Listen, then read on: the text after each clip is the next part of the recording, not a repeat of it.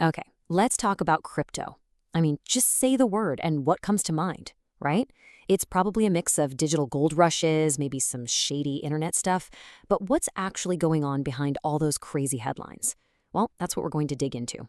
We're going to peel back the layers and answer what seems like a simple question, but it's actually pretty complex. Who really is buying this stuff? So, here's the big question everyone's asking. Is this stuff the future of money, or is it just, a total digital Wild West? To get to the bottom of it, we've got to look past the hype.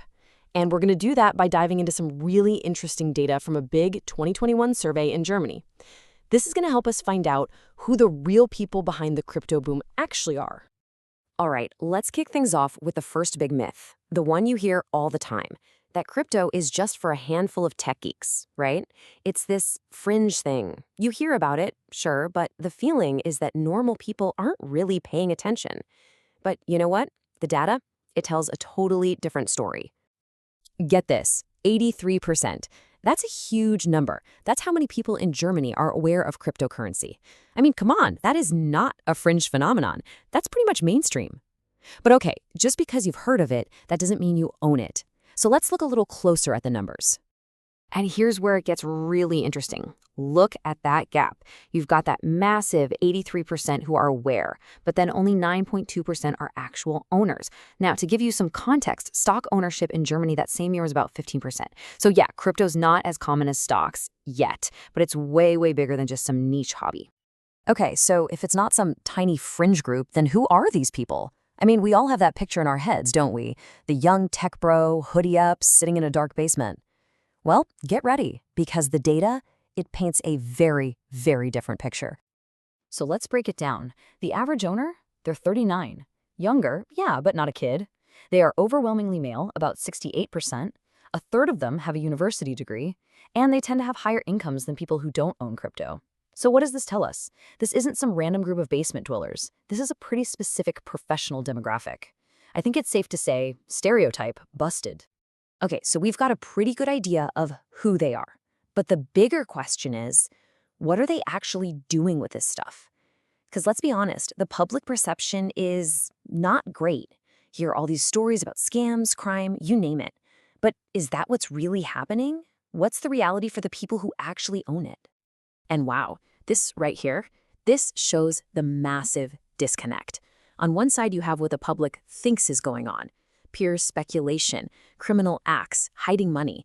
But then you look at what the owners themselves say they're doing, and it's a completely different world.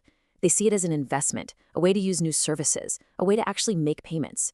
So perception is all about risk and danger. Reality, it's all about utility and potential. Okay, so we've established it's about investing and using it for stuff. But let's get to the heart of it. Is it just about getting rich quick? I mean, the big assumption is that it's all about greed, right? But the research found something else, something powerful and not at all financial, that, well, it kind of changes everything.